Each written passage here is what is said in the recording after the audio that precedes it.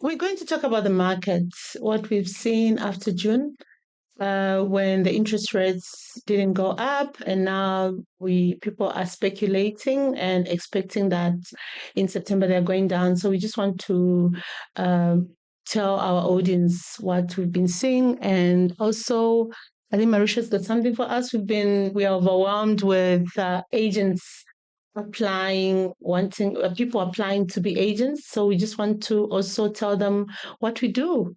What does Marisha do when she wakes up in the morning? What time we wake up? What time we wake up? What time we go to bed? What time we go to bed? What do we do during the day? Yeah, that's what we're going to talk So about. basically, if you want to work for us, you need to go to bed and you have a bedtime. Yes. Okay. Yes. Yeah. Yes. Wake up Yes. routine and a bedtime. Yes. Yes. Yeah. Yeah. Okay. So how do you make sure the agents are going to bed at that time? Do you phone their spouse and be like, listen, You know what you can do? We can you- implement screen time. We add, if someone joins us, we make them join we can do like an Apple family. okay. And their phone can go off at it will give them a warning. 7 o'clock, it will say this is your 1 hour warning. Yeah. And 8 o'clock, it's go to shower and bed. Okay. Oh, okay. Brilliant idea. Thank you for that. Yeah, but then what time do you wake up as an agent? Around 5 o'clock. 5 o'clock is my wake up time. Okay. And yours? 6:30. I wake up at Sleeping too late. I'm sleeping too late. I wake up but remember, I sleep very late. I sleep 7. Okay, no, I do my admin in the night, so I sleep very late. Okay. So yeah, that's You why probably don't have small kids to drop off at school. I do. I drop off my kid at 7. I don't live very far from his school. Oh, okay. So I drop off my kids at 7. So In your pajama. No. I shower, Marisha. I shower from 6:30. I was at a boarding school, remember? So we used to call it one water, one soap. So 5 minutes, literally, I finish. Okay. Then in the evening, when I take my shower, then I bath nicely. Okay. So don't get it twisted. Okay, so I take a shower. You go to bed at around 11, wake up at 6:30. I go to bed. I need to go to sleep before 10. Otherwise, I'm very miserable the next day. Yeah. And then I'm up at 5. Uh-huh. If it's school holidays, sometimes 5:30. Sometimes 5:30. Then what time do you start working? So at least from 7, I'm answering messages. But from 8, like our normal workday starts. I don't really do appointments before 8. I don't think I ever really have. But you start answering messages from around 7. You don't really want to answer earlier, but sometimes you do. I'm actually spiteful. If someone sent me messages in the middle of the night and I wake up to 5 WhatsApps, at 5 o'clock I answer them because I'm like, okay, if you can send me a message at 1 o'clock, I can answer at 5. Okay, so tell us, Joel, you start your work at 8. Would you say being an agent is like a normal working job? Oh, no. So that is kind of like the perception before, like you kind of think like, oh, you're going to have all this time. You're going to have so much free time. Yes, we're not bound in an office from 8 to 5 but we're working more hours than a corporate job. We're working weekends. We're working after hours. Mm-hmm. So if you add up those hours, it's much longer than an 8 to 5. But I'll still stick to what I'm doing. I love it. And I get agitated. Like you'll even see while I'm sitting here, I move around. I can't keep still very long. Okay. So what is your normal day like when you start at 8 o'clock? What would you say is your normal day? Because I want them to get educated. We have from January to now, how many people did we have that have gone and they say this is not for them? Well, quite a few because they watch those beautiful videos. Selling Sunset and all that on Netflix. Yes. Yeah. And even our videos. And it's even our videos. So it gives this perception that you kind of 10 o'clock you roll into a mansion, you know, with all the paparazzi around you. Yeah. And then you do this amazing video and then you go have lunch when all these clients are phoning you and then you've signed in the afternoon and you've sold it. So we do have a lot of people that imagine that's what real estate is like. So there were quite a few that came and realized how much goes behind it. Even though we tell them like, we're quite clear on what this job entails. They need to don't- come and No, but you do, yeah. I think because it's become very glamorous, which is a good thing that it's Glamorous. better than it used to be. Because when 20 years ago, this was the loser's job. If no one gives you, that's how I ended up in this job. So did you end up in the job because you were a loser? Yes, because no one would offer me a job. So you just said, okay, let me just be an agent. Oh. So I just do something myself because no one offered me anything. Yeah. The best I was getting when I was in my 20s, and I went to over 100 interviews in 1 year. Mm-hmm. And I like to tell the story because the best offers I was getting was I had an offer to become a door-to-door vacuum cleaner salesperson. Okay. There was an offer to become a gym receptionist. Okay. And it was just, it wasn't my idea of what I want to do. And then I had, a bit of a corporate stint, and again, definitely not my vibe. And then, somehow it happened. But in those days, 20 years ago, the expectation was if you can't get a job, or if you're a mummy and you think you just want to keep yourself busy for an hour or two a day, yes. you can just be an agent. That was the perception. Let's be honest here. Well, the perception nowadays is if you're a bored housewife and you've got nothing to do, You can become an agent. be an agent. Or you fail to get a job. Like Not even really. They don't need to work. Their hubby's supporting them, but I want to feel important and feel busy. So, and I mean, in a way, they're starting to make it very difficult, which actually, as much as it is frustrating right now, because the property practitioners regulatory authority is so bureaucratic and so difficult to deal with, and they keep chopping and changing rules. At the moment, it's a disaster, but I think they're going in the right direction by making it a profession, because it is a profession. It's actually way more difficult, than the degree that I studied for anything else that I've done prior to that, because you have to have legal background, because you need to understand legalities and documents. You have to have finance background because you better be able to calculate your commission, right? Of course. You have to have marketing background because you need to present your properties in the best way. You have to have sales background. You basically dealing with someone's biggest asset. Yeah. But yet they let anyone off the street walk in and say, okay, they are making it difficult now, which is why I think with all the requirements for NQF4 and for an exam and to maintain an FFC, and which, we've all done it, and it took us long to do it, but we did manage to do it. And we appreciate what we've done because it's not easy.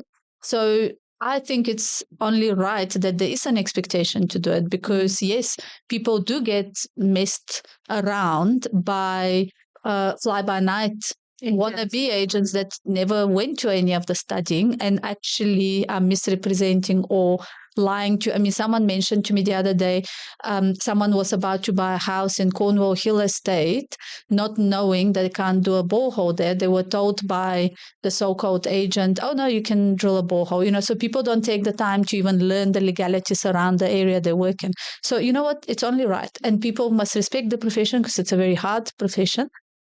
It's hard and it's high risk. Yes, there's rewards as well, but the rewards are only there when you've done the work.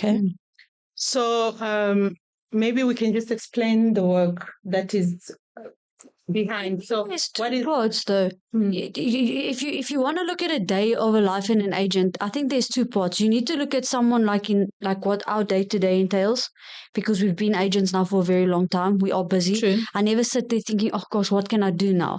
But then you also need to take a day of a life of a brand new rookie, or even an agent that's brand new. Yeah. And what is their day-to-day? Because I think the two are going to look very different. Okay, so we're looking at a rookie. So the rookie, maybe we should just explain to them. Start with always coming into the office. Be in the office as much as you can. Leave from the office, go to your appointments, come back. Be in the office as much as you can. What kind of an appointment, Joel? Because someone is listening and they want to be an agent. So what kind of an appointment? So you get to the office by 8 o'clock, hopefully. If you're not sleeping until 10. Yeah. So you're going to get to the office and you are I would say the best time to start cold calling would be from 10. So up until 10, you can start canvassing. You don't have to drive around anymore. There are better ways of doing things. You don't need to waste all your petrol and drive around to canvass. But we'll only tell you those things if you actually join us. But yeah, so there are better ways. You canvass, you get to know the area, learn everything about your area. But I want to actually argue with you. You have to drive around. You have to know your area. You must know where you're selling.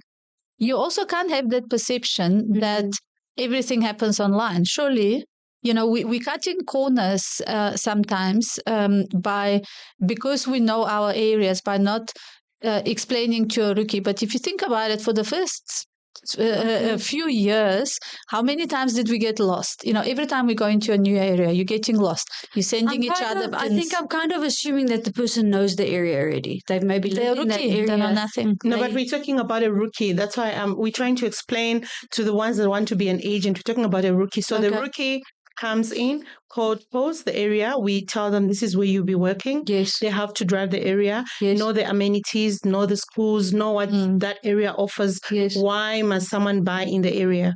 Then the next thing, we teach them how to cold call, because those houses that they see that they think it's selling sunset, or the glamour that they see, how do we get the houses? So we teach them how to get the houses. Then after that, that's when now we talk of appointments. So when we talk about an appointment, they either go an appointment to just try and convince a seller, right? They come back to the office. They continue with the admin. So there's a lot of admin. Yes. What I wanted you to point out is the fact that we have a lot of admin being an agent. Yes. So there's a lot of work that we do behind the scenes before they see those videos. So they go present evaluation. The owner says, okay, I need to talk to my husband. Yes, they need to learn how from their mentor. Any of us, we teach them. Then they come back. When they come back to the office, they continue doing the admin work. They go back to that same owner. If the owner gives them the mandate, they now present the marketing plan, right? They come back to the office. Then now we arrange for pictures and videos. That's when now the glamour comes in. After that, the hard work also comes in to sell the property. I wouldn't always necessarily say that the glamour comes in, because the brand new agents are definitely not starting in the 10, 15, 20, 30, 40, 50, as some of us like to sell. We like to. Well, some of us just naturally sell. Yeah. You're not starting with that. No, of course not. Yeah. No, what I mean is the videos. Remember, most of them, what attracts them is the videos. Feel like they feel they're celebrities. They're all scared for the video. They're scared, yes, to do the videos, but they feel they're celebrities. So what I'm trying to say is that's when the video comes in after a lot of work. Yes. So that can take you like a full day, days, even weeks to chase for a mandate while you're still looking for. And then it's viewing after viewing, getting stood up by clients, spending hours showing the house, hoping to do a sale or a rental.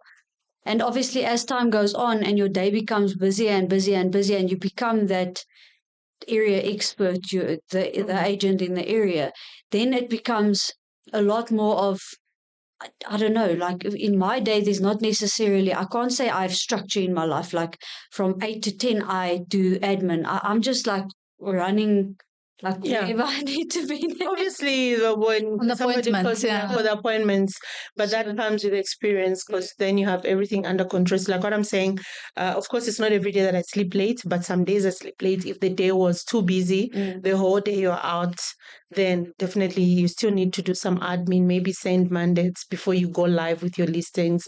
So you have to make sure that you do that before sleeping. Yes. So the agents must also just know that sometimes we work very long hours. And depending on what you're working on. Yeah, and also prioritizing that if there's an offer on the table, I'm sending that offer no matter what time. You're not sleeping exactly. And I'm sending it to lawyers. I'm locking it all in because, a poor buyer might think they've got a deal, and if I'm sitting on the offer and not sending it to the owner might be signing another offer with someone else. Exactly. So I think that sense of urgency, and I mean, you watch it with some of the, those successful agents, that you see around, but online, on selling Sunset and selling Manhattan and whatever, but they always talk about, you must feel like you're back against the wall all the time, that you don't have an option. You have to do what you have to do. And if you can make yourself act with that sense of urgency, I generally I'm good with that. I know other people struggle. If there isn't pressure from inside, they need the external pressure. So it's interesting because we now, we're having a lot of people, different personalities. And what I'm seeing is that pressure doesn't necessarily always come from inside. So I always just assume that everyone can be the same way because we all need money, so therefore they all feel the pressure. But it's not. It's even if people need money, some people need someone external to pressurize them. Yeah. Cool. And I mean, they call it the carrot and the stick. I don't know if it's necessarily the carrot or the stick. You can't also just think that people can just be motivated by one thing.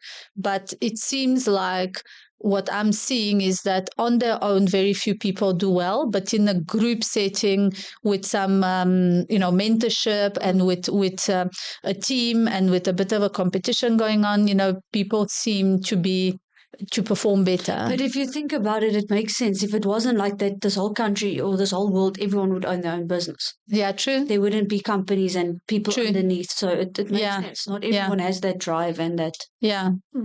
Yeah. And that's why I think what we've realized, and hopefully there will be many more. We've got quite a few agents that join us from rookie stage, and others that came from another company. But I think what we're seeing is that applied the right way, the right people can succeed, whether it's a complete rookie, whether it's the housewife or the unsuccessful interviewer like me. We've had a 19-year-old do good deals within 6 months of starting, but doing all the work that needed to be done. And that is, I think, the persistence, the keep doing the work, even though you're not necessarily seeing the results immediately, because you're not. It can be mad. No, but I like the way you explained it before, where you said, if you think about it, you go and study to be whatever you want to study to be. It can even be a chef. You need to go to school. You need to go and study. Yeah. And it's a year, 2 years, 3 years, 4 years, 5 years, and you don't get paid a cent. Where in this industry, it is like school. Yeah. But you can get paid. It's a degree. You can get paid quite soon after you start if you put the effort in. Yeah. So in actual fact, if you look at it like that, I never saw it like that before. Yeah. It actually makes sense. So it just needs to be a mindset shift. I think people need to, when they join, they need to have that mindset shift. If they thought that they're only joining because their time is their own, they can do as they please, and then occasionally do a bit of housing on the side.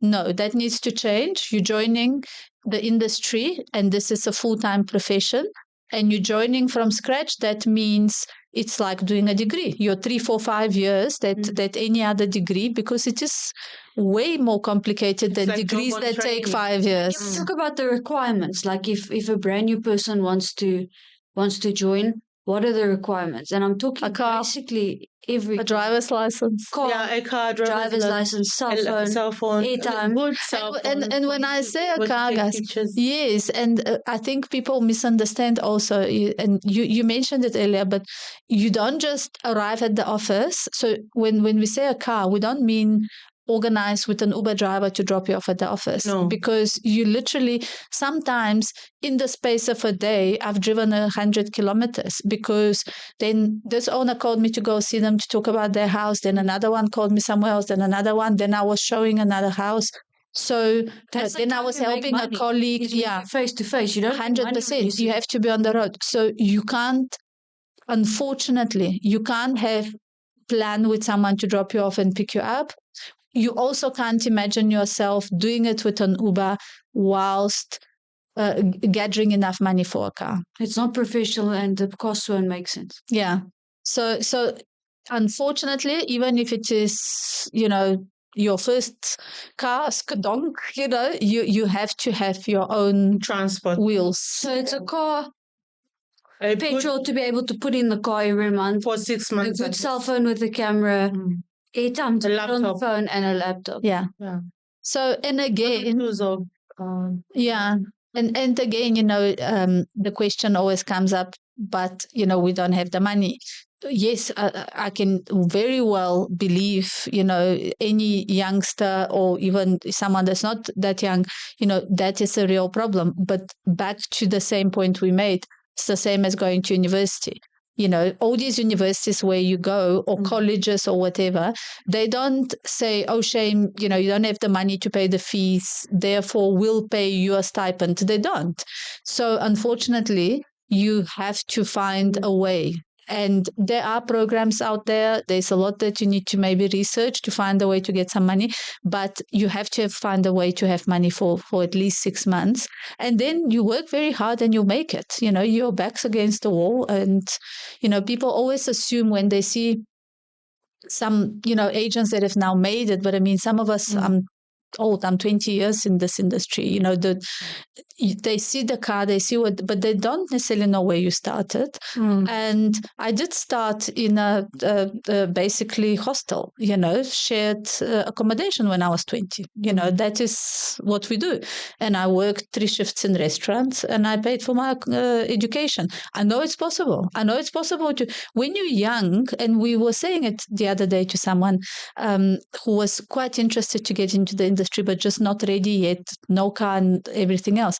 Go waitress, go to Mug and Bean. You make good money. And when you're young, there's no shame in it. No, nothing. There's no shame in any job, actually. Exactly. Anything. Exactly. But, we get a little bit, our egos gets a bit big when we're 40, 50, so we start thinking, oh, I can't do this.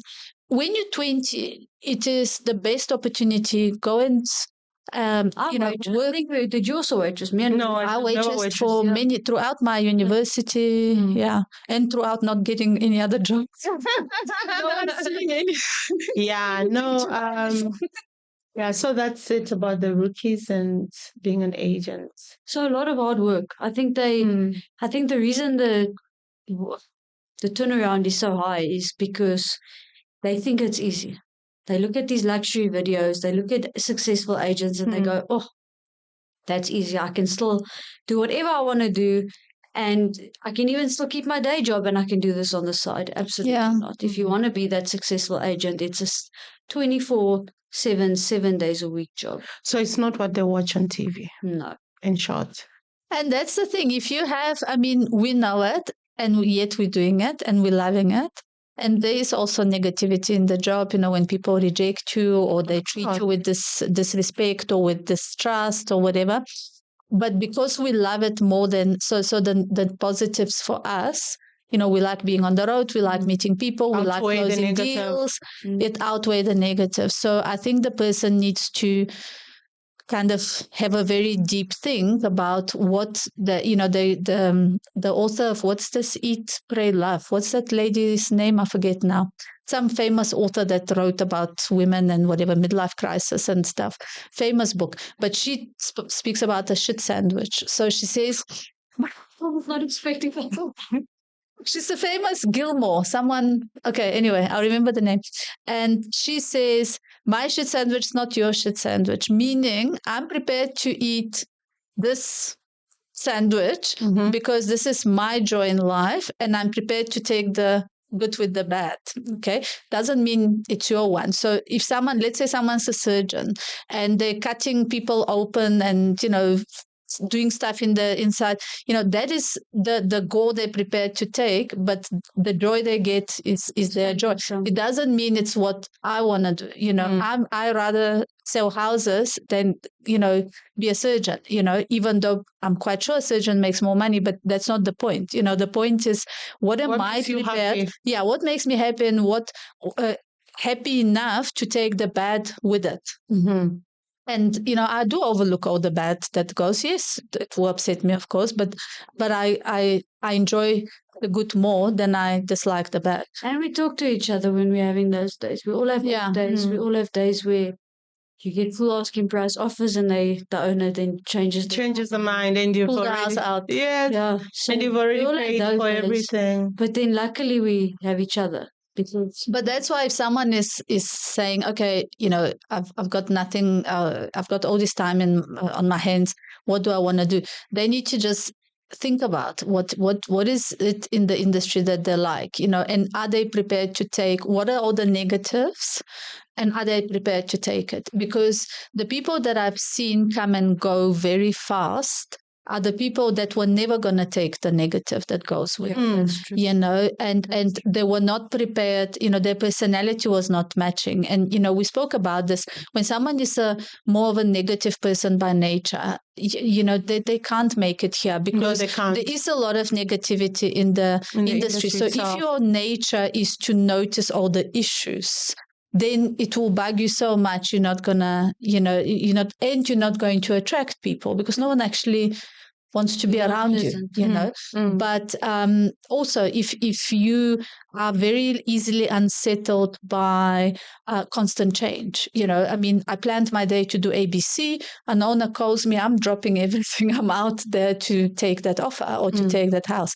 It doesn't bother me that I've changed my whole day. No, not at all. But there are personalities, that need that structure, and it will unsettle them, and they will feel overwhelmed. So one must think about, okay, is this for me? And maybe if it's not for them to be an agent, it might be for them to be an administrator in a business, where they do have structure in the day, So there is a way to be in property, not necessarily being an actual agent. I think the biggest mistake is it's become so glamorized. You go watch all these TV programs and people think that's what it is. That's the biggest problem that I think we're facing at the moment with people joining. They do not have a clue, and we are so harsh in the interview, trying to show them what it actually is. No, yes, of course.